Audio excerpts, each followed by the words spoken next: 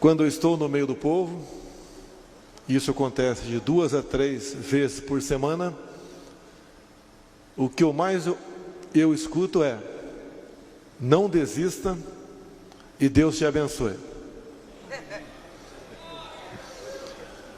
É a mensagem que vem daqueles que viveram, em especial, de 2000 para cá. Bem sabe para onde o país estava indo e onde ele estaria se houvesse uma continuidade de tudo aquilo.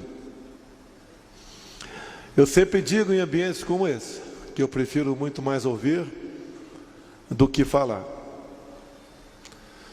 Mas tem um vídeo de 2014, eu na Academia Militar das Agulhas Negras, dirigindo a palavra para uns 500 jovens que estavam se formando naquele dia. Não foi uma reunião programada, foi algo que aconteceu. E ali parece que algo me tocou e eu falei o que ia acontecer nos próximos anos. Uma das coisas que eu falei, está no YouTube, é que poderia perder minha vida pelo caminho, mas tínhamos que mudar o destino do Brasil. E mudar como? Quem somos cada um de nós aqui presentes para falar: eu vou mudar o destino do Brasil? Se não tiver algo muito mais forte do que nós, de cima, dando esse sinal. Aconteceu, sobrevivi uma facada, agradeço a Deus pela minha vida, uma segunda vida, que alguns aqui já passaram por esse momento. Conseguimos uma eleição difícil, mas houve um clamor nacional, mesmo hospitalizado, aconteceu. Tive um grande apoio dos cristãos por todo o Brasil, porque eles sabiam o que estava acontecendo com a nossa pátria até aquele momento. Eu me lembro quando comecei a aparecer perante o Brasil, não foi em 91 quando assumi o meu primeiro mandato, foi em 2010, quando as questões voltadas para a família, ou melhor, contra a família, começaram a falar mais alto dentro do Congresso. E muitas vezes eu falei que a bancada evangélica, que são seres humanos, tem muitos aqui, podem também ter seus defeitos, somos humanos, mas o saldo da bancada evangélica, não só para as questões de interesse materiais de cada um de nós, mas em especial para as questões espirituais, não tem preço. Esses que estão aqui, alguns daquela época, que eram parlamentares, se abraçaram comigo. Também, alguns senadores, em especial um do Espírito Santo, que também tem seus efeitos, mas foram decisivos para sepultar o PLC 122, que dava 3 anos de cadeia ao padre, ao pastor, que porventura realizasse um casamento não previsto no livro sagrado. Também, naquele ano, foi o primeiro ano do decreto do presidente da época, o decreto 2009, que criou o PNDH3, Plano Nacional de Direitos Humanos, que de direitos humanos nada tinha ali, 180 capítulos. Um dos mais importantes para eles era a desconstrução da heteronormatividade. Começaram a crescer nessa questão, como está nesse decreto, a questão da ideologia de gênero. A covardia chegava a ponto tal de se escrever como sexualizar crianças a partir de 5 anos de idade, num ambiente onde elas são reféns, para o bem ou para o mal, de quem está à frente da sala de aula. como enfrentar tudo isso? Tínhamos uma secretária de Direitos Humanos que, na sua página oficial, tinha lá um site chamado Humaniza Redes, onde estava claro nesse site que o pedófilo deve ser tratado e não encarcerado. Para onde caminhava o nosso Brasil? Que mal é esse que aos poucos vinha tomando conta de todos nós? Em cima disso, eu decidi no final de 2014 a dizer que algo tem que mudar no Brasil. Eu tinha uma reeleição de deputado federal tranquila, por que não dizer até mesmo para o Senado Federal, sair de um conforto, colegas parlamentares, porque o parlamentar sabe que tem muito mais conforto do que alguém que está no executivo, que não é fácil ser prefeito, governador, quem dirá presidente da República. Aconteceram as eleições,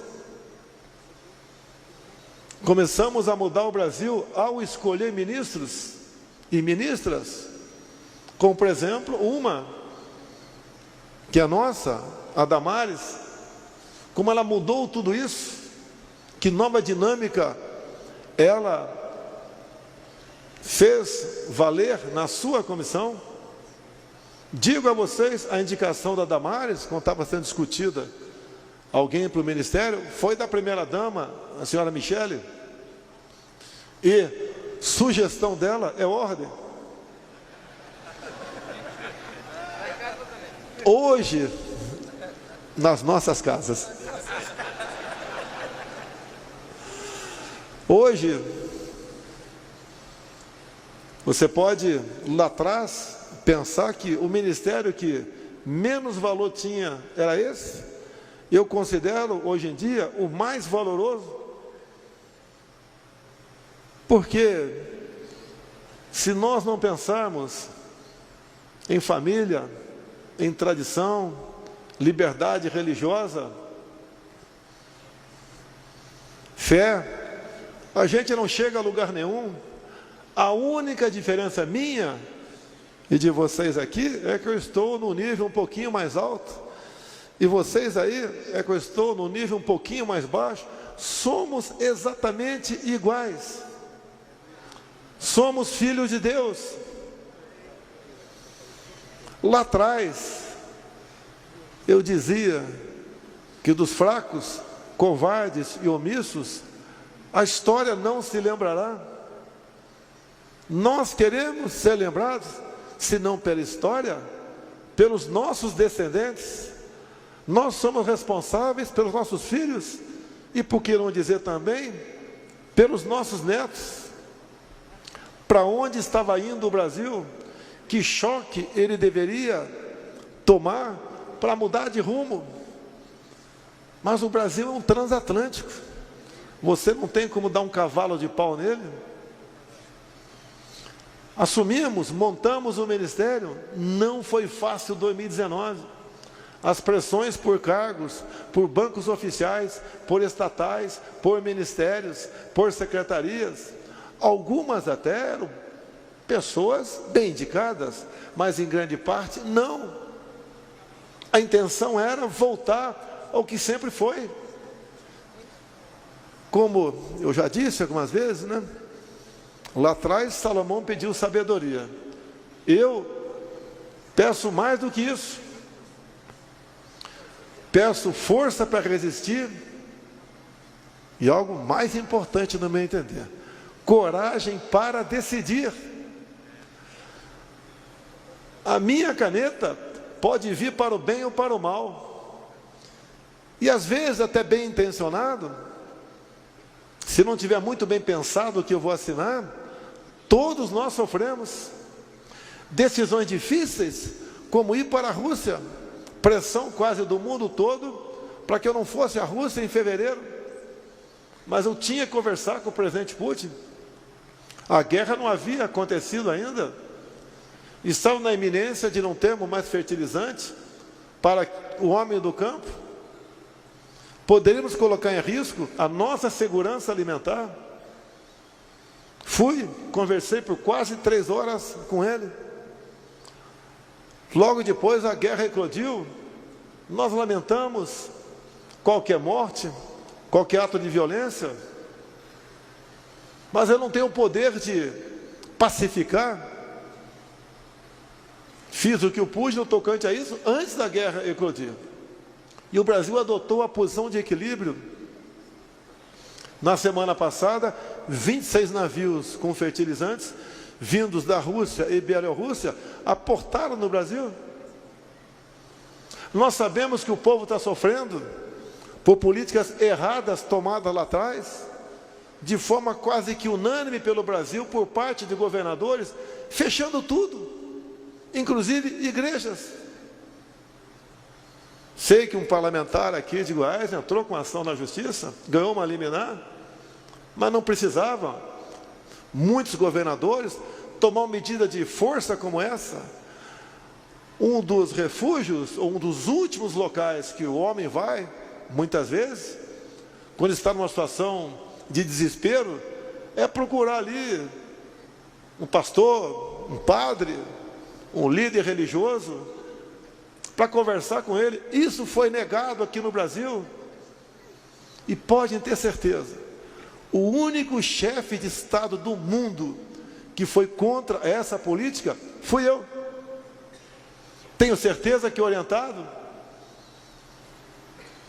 noites sem dormir, o que é comum na minha vida, refletindo, pensando, durante o dia fazendo ligações, buscando a melhor maneira de resolver os assuntos. Hoje temos estudos que o lockdown não salvou uma vida sequer. Estudos de fora do Brasil. Pelo contrário, fez com que a economia sofresse um baque muito forte. E nós sofremos as consequências disso no mundo todo. Não é apenas no Brasil. Preço de alimentos, preço de combustíveis. E também foi um duro baque na educação dos nossos filhos. E eu posso falar, porque eu fiz a minha parte, apesar de tolhido pelo Supremo Tribunal Federal, em conduzir o destino da nação no tocante ao combate ao Covid. As universidades foram fechadas, não por mim. A Academia Militar das Agulhas Negras, a Academia da Força Aérea, ou a Escola Naval, não fechou. Eu decidi não fechar. Não morreu nenhum cadete. Orientei, posso falar agora, meus comandantes de força, como proceder nessa questão, depois de muita conversa, debate, porque estavam tratando de vidas.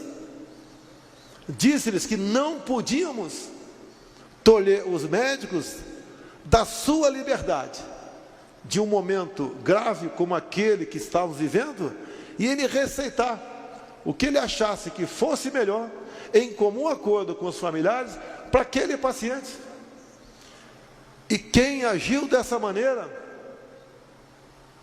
muitos no início da pandemia sequer foram hospitalizados. Politizaram essa questão no Brasil, virou um tabu.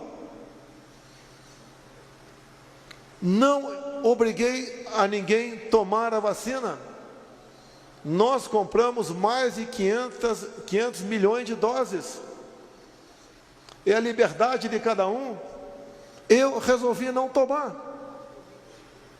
É um direito meu. No encontro do G20 agora, final do ano passado, tínhamos a exigência do passaporte vacinal. Eu falei, eu não vou. Tiraram essa exigência. E eu fui. Como vou estar daqui a 2 semanas na cúpula.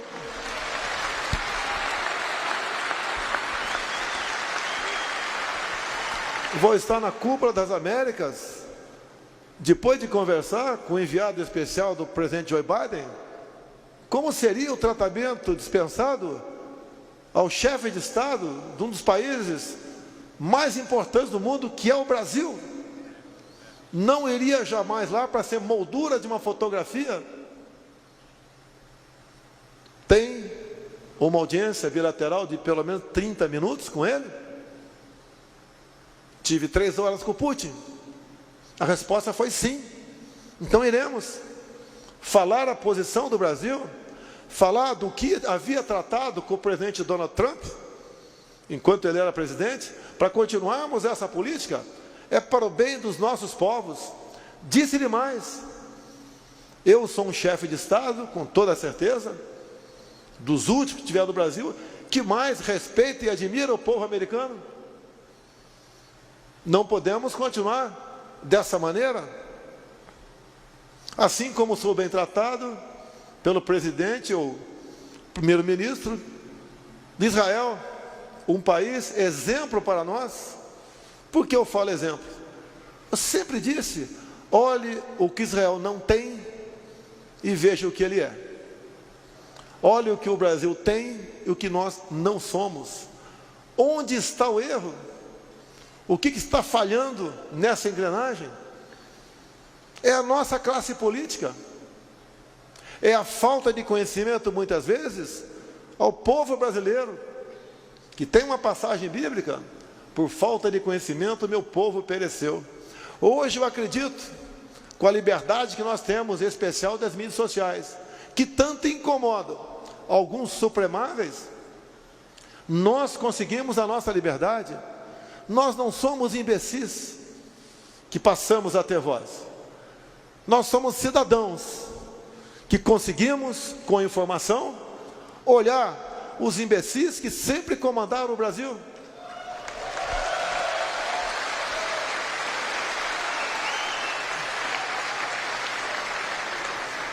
A liberdade não tem preço, ela vale mais que a própria vida. Não pude ver um cidadão ser condenado a 9 anos de cadeia, a começar no regime fechado, ter o mandato cassado, tornar-se inelegível e ser multado por ter se expressado. Não interessa o que ele falou. Exerci o meu poder dentro das 4 linhas, até para dar exemplo ao Supremo Tribunal Federal, assinando a graça.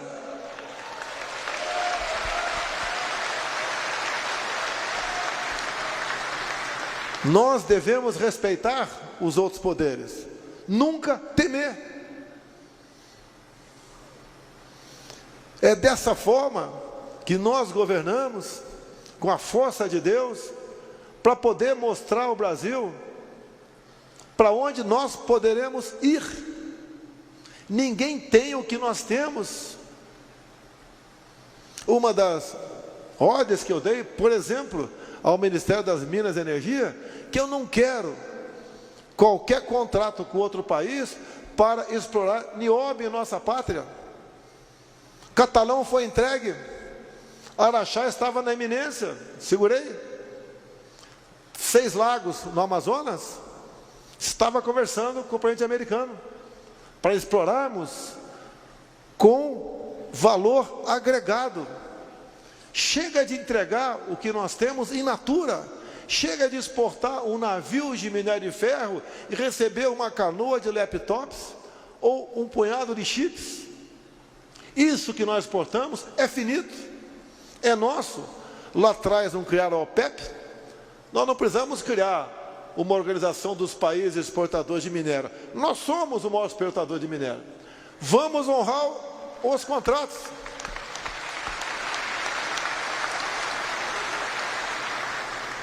Isso faz bem para todos nós. Honrarmos nossos compromissos. Mas não posso me alongar muito aqui. Como disse há pouco. O Marechal está dizendo que eu tenho todo o tempo aqui.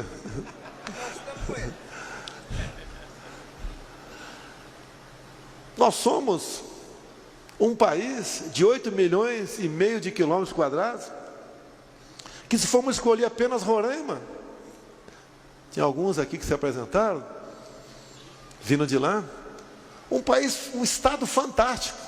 E o que eu falava e falo agora é verdade. Se um dia eu for rei de Roraima, em 10 anos eu tenho uma economia semelhante ao Japão. Lá tem tudo. Não apenas minério de ferro, tem o Vale do Rio Cotingo, que pode ali dar energia para todo o Nordeste e para parte da região norte do nosso Brasil. Mas por que não é explorado? Reservas indígenas. Em falando de reservas indígenas, uma coisa muito importante, que interessa para o homem do campo e a cidade. Afinal de contas, a cidade não vive sem o campo. O contrário existe. Mas a cidade não vive sem o campo. O Supremo Tribunal Federal começou a votação, está 1-1. Fachin votou a favor do assunto, o Cássio votou contra. O próximo voto agora, daqui a 2 semanas, é do Alexandre de Moraes. Estão rediscutindo um novo marco temporal para as questões indígenas. O que é isso? Pela Constituição de 88, quem ocupava terras, os índios até aquele momento, a terra é deles. Esse novo marco temporal diz que não. Quem porventura hoje ocupar o sítio de vocês, se um indígena ocupar o sítio de vocês, por livre e espontânea vontade, ou levado por alguém para lá, o seu sítio passou a ser terra indígena. E o que temos de concreto nisso? São centenas de pedidos de demarcação de terras indígenas, depois de 88, que estão na minha mesa. Eu poderia dar prosseguimento, determinando o Ministério da Justiça, senão uma portaria. E logo depois um decreto meu. Mas eu estou cumprindo a Constituição de 88. Olha a importância que eu falar para os senhores aqui. E a coisa mais importante, tirando obviamente a nossa fé, que eu vou falar nesse momento. E quem está falando, eu faço questão de dizer, não é o capitão nem o Jair, é o presidente da República, Jair Bolsonaro. Olhem só. Se o Supremo decidir pelo novo marco, isso significa que hoje nós já temos uma área do tamanho da região sudeste demarcada como terra indígena, 14% do território nacional. Se o Supremo decidir que, pelo novo marco temporal, essas centenas de pedidos para demarcar terras indígenas, legalmente, eu tenho que botar para frente. Isso significa nós demarcarmos para essas novas centenas de reservas indígenas o equivalente a uma região sul do Brasil. Imagine mais uma área do tamanho do Rio Grande do Sul, Santa Catarina e Paraná, somando a área já existente de São Paulo, Minas Gerais, Espírito Santo e Rio de Janeiro. E pela localização geográfica dessas novas áreas, nós anulamos uma outra área tamanho do estado de São Paulo. Ou seja, acabou nossa economia, acabou a nossa segurança alimentar. E agora diz o presidente da República aqui, não é ameaça, é uma realidade. Só me sobra uma alternativa. Pegar as chaves da presidência, ou melhor, 2 alternativas. Pegar as chaves da presidência, me dirigir ao presidente do Supremo Tribunal Federal e falar, olha, administra o Brasil. Ou a outra alternativa, não vou cumprir.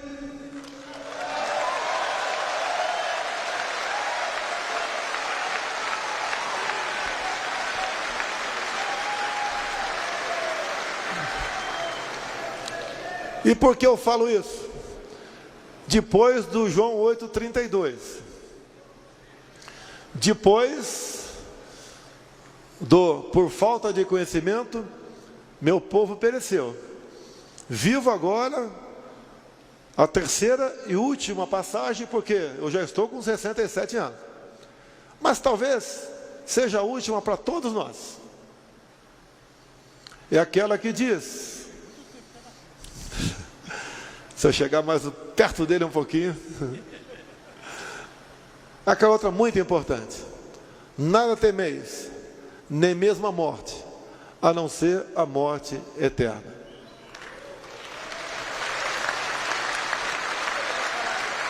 Porque, para nós militares, Quando sentamos praça, selva. Quando sentamos praça, juramos dar a vida pela nossa pátria. Por vezes, esse juramento pode se transformar no momento onde você vai ter que provar. Não perante vocês, perante a consciência de cada um de nós, se aquele juramento foi para valer ou não. Podem ter certeza, não sou mais corajoso ou mais homens que qualquer um dos demais 200 e pouco milhões de brasileiros que temos nessa terra querida. Mas sei que nós somos pessoas que tudo faremos para defender a nossa pátria, para deixá-la da forma como está para melhor, para não retrocedermos, para poder olhar para trás, se dirigir aos seus filhos e aqueles como eu que têm netas, falar: olha, eu fiz a minha parte, eu não quero a morte eterna, eu quero honra, quero dignidade, e devemos mostrar a todos que esse Brasil é nosso. Não podemos entregar nossa soberania a quem quer que seja. Indo para a conclusão, quando falo em soberania, quando acabei a reunião com o presidente Putin, fomos conversar com a imprensa e ele me falou antes: aqui eu falo com a imprensa e não tem pergunta. Estou na tua casa, parabéns. E fomos. Ele falou, e quando eu falei, eu agradeci ao presidente Putin, porque em 2 momentos, na reunião das grandes potências, foi discutido, ou melhor, começaram a discutir a relativização da soberania sobre a Amazônia. E ele, com o poder de veto que tinha, falou: a Amazônia é dos brasileiros, esse assunto não tem que entrar na pauta. E eu agradeci ao presidente Putin, publicamente.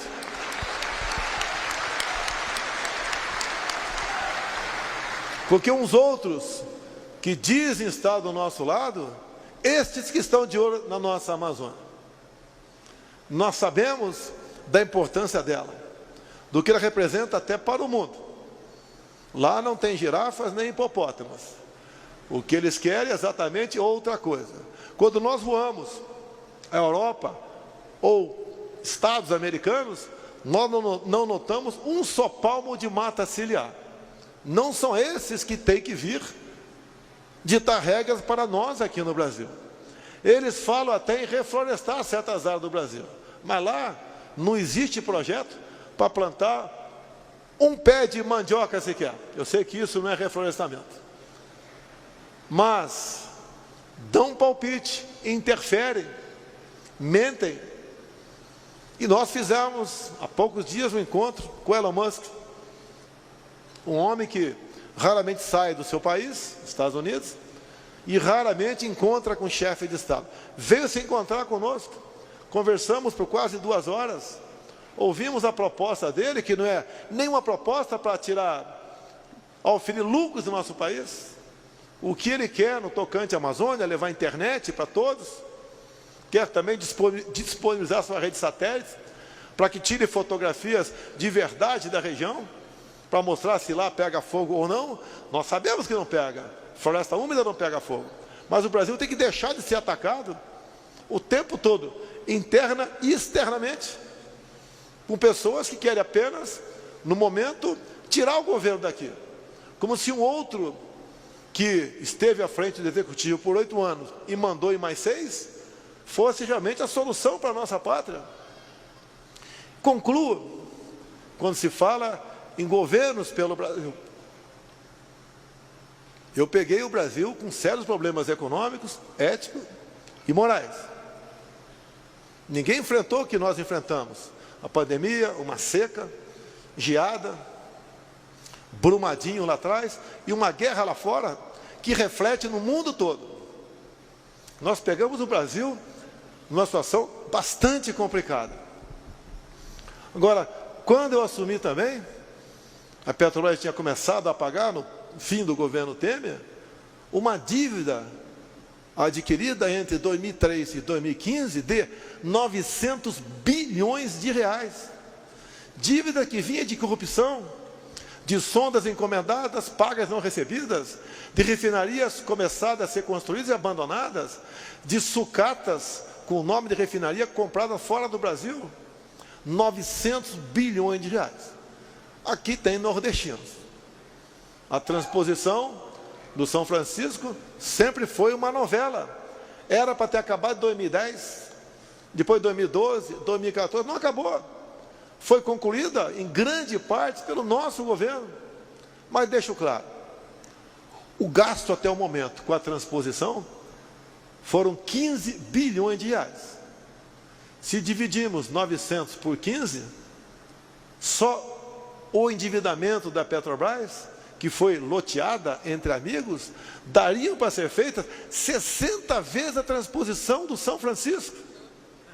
Essas pessoas que se apresentam como a solução, essas pessoas que não respeitam a família, como disse agora há pouco sobre PLC 122, PNDH4, essas pessoas que querem mudar a cabeça das criancinhas a partir de 5 anos de idade, essas pessoas que dizem que colocarão os militares e os pastores nos seus devidos lugares, essas pessoas que falam que aborto é a ação de um dente, essas pessoas que falam em controlar a mídia, calar a todos nós, como temos um deputado federal do Rio de Janeiro com as suas mídias bloqueadas, que é o Tony de Paula.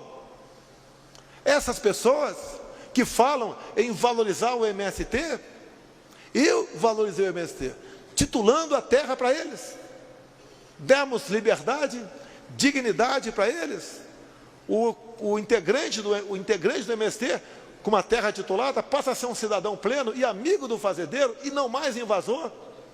Essas pessoas que falam que querem continuar empréstimo para ditaduras no mundo todo, nós já pagamos, até o momento, conclui o pagamento final do ano que vem, daquilo que nos foi emprestado pela Venezuela, e eles não pagaram, e quem pagou são os senhores, dinheiro que vem do FAT, Fundo de Amparo ao Trabalhador. Então nós concluiremos, a grande parte eu já paguei, até o ano que vem, para o BNDES, de calote da Venezuela, 1 bilhão e 60 milhões de dólares. É isso que nós queremos para o Brasil? O problema que nós enfrentamos aqui, preço de combustíveis, preço de alimentos, entre outros, são as consequências do fica em casa, da guerra lá fora. Se fosse só o Brasil, eu seria o responsável. Mas ouso dizer que o Brasil é um dos países que menos sofre economicamente, levando-se em conta o mundo todo. Aqui não tem desabastecimento, temos dificuldades, mas qual é a solução para isso? É a resiliência, é ter fé, é ter coragem, é acreditar, por muitas vezes, ou quase sempre, dobrar os joelhos e buscar uma alternativa, pedir uma alternativa.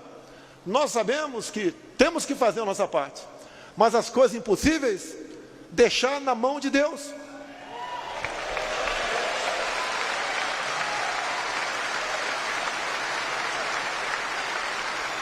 A todos os senhores e senhoras, nós somos escravos das nossas decisões. E nós sabemos que pior que uma decisão mal tomada é uma indecisão. Nós temos que decidir. Vamos decidir. Vamos trabalhar. Vamos conversar com todos.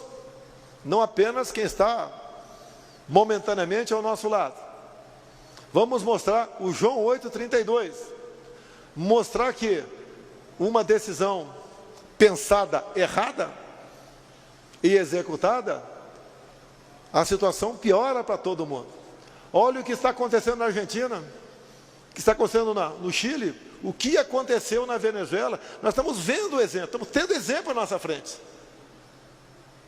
Se um vizinho compra um carro de uma marca que não dá certo, a gente não pode comprar o carro da mesma marca do vizinho.